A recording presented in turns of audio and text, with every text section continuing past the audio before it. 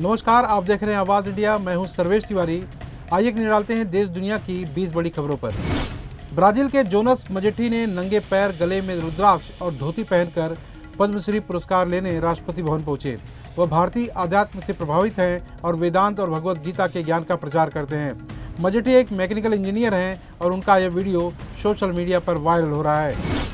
केंद्र सरकार ने खरीफ सीजन 2025-26 के लिए 14 फसलों का न्यूनतम समर्थन मूल्य बढ़ा दिया है। धान का एमएसपी 2,369 प्रति क्विंटल और कपास का एमएसपी 7,710 रुपये, साथ ही 8,110 रुपये प्रति क्विंटल तय किया है। इसके अलावा दालों के एमएसपी में भी बढ़ोतरी हुई है। जैसे अरहर दाल का एमएसपी 8,000 रुपये प्रति क्विंटल और मूंग दाल का एमएसपी 8,768 रुपये प्रति क्विंटल तय किया गया है। जम्मू कश्मीर, गुजरात, पंजाब और राजस्थान में गुरुवार की देर शाम मॉक ड्रिल होगी। इन राज्यों की सीमा पाकिस्तान से लगती है। लोगों से सतर्क रहने की अपील की गई है। इससे पहले 7 मई को देश के 244 जिलों में मॉक ड्रिल हो चुकी है। एलन मस्क के पिता एरोल मस्क जून में अयोध्या के राम मंदिर में श्री रामलला के दर्शन करने जाएंगे। वो 1 जून को भारत आएंगे और 5 दिवसीय यात्रा पर रहेंगे। एरोल मस्क 6 जून को भारत से दक्षिण अफ्रीका के लिए रवाना होंगे। बुकर प्राइज विजेता बानू मुश्ताक ने कहा है कि लिखना उनके लिए सांस लेने जैसा है। लिखे बिना नहीं रह सकती हैं और हर दिन लिखने के बारे में सोचती हैं। बानू मुश्ताक ने अपनी सफलता के लिए कड़ी मेहनत को जिम्मेदार ठहराया है। सुप्रीम कोर्ट ने दिल्ली के रिज क्षेत्र में पेड़ों की कटाई मामले में डीडीए अधिकारियों को अवमानना का दोषी ठहराया है। कोर्ट ने कहा है कि डीडीए ने बिना अनुमति के पेड़ों की कटाई की है। कोर्ट ने डीडीए अधिकारियों पर 25,000 रुपये का जुर्माना लगाया है। साथ ही रिज क्षेत्र में रहने वाले अमीर व्यक्तियों पर टैक्स लगाने का निर्देश भी जारी किया है। दिल्ली की मुख्यमंत्री ने कहा है कि कोविड-19 अब तक मौसमी वायरस बन गया है और लोगों को इससे घबराने की जरूरत नहीं है। एक सामान्य वायरल संक्रमण की तरह है। दिल्ली में कोविड-19 केस की संख्या फिलहाल 104 है। एमआईएम चीफ प्रमुख असदुद्दीन ओवैसी ने कहा है कि पाकिस्तान आतंकवादियों की भर्ती बंद नहीं कर रहा है। पाकिस्तान को फाइनेंशियल एक्शन टास्क फोर्स की ग्रे लिस्ट में लाया जाना चाहिए। ओवैसी ने कुवैत से भारत की मदद करने की अपील की है।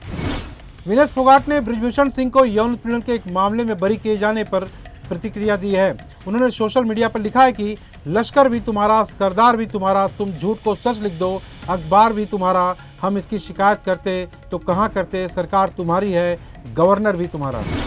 शेर कश्मीर कृषि विज्ञान व प्रौद्योगिकी विश्वविद्यालय के रिसर्चर्स ने भारत में पहली बार जीन में बदलाव कर भेड़ का जन्म कराया है।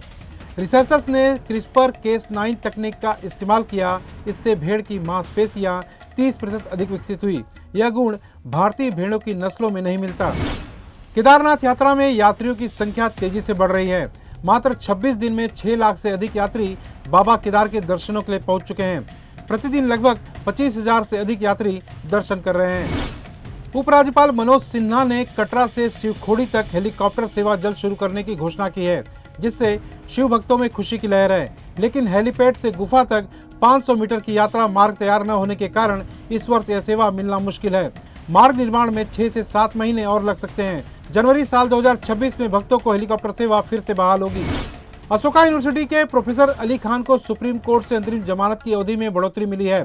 कोर्ट ने पहले उन्हें 21 मई को जमानत दी थी और 22 मई को वह जेल से रिहा हुए थे। अब उनकी अंतरिम जमानत की अवधि बढ़ा दी गई है। सिंगर सिद्धू मूसेवाला के पिता बलकौर सिंह ने पंजाब विधानसभा चुनाव साल 2027 में लड़ने का ऐलान किया है। वह मानसा सीट से चुनाव लड़ेंगे। अमेरिका ने रूस को तीसरे विश्व युद्ध की धमकी पर प्रतिक्रिया दी है।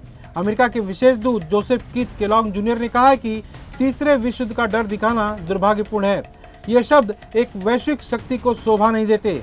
बयान रूस की सुरक्षा परिषद के उप प्रमुख दिमित्री मेदवेदेव की पोस्ट पर आया है।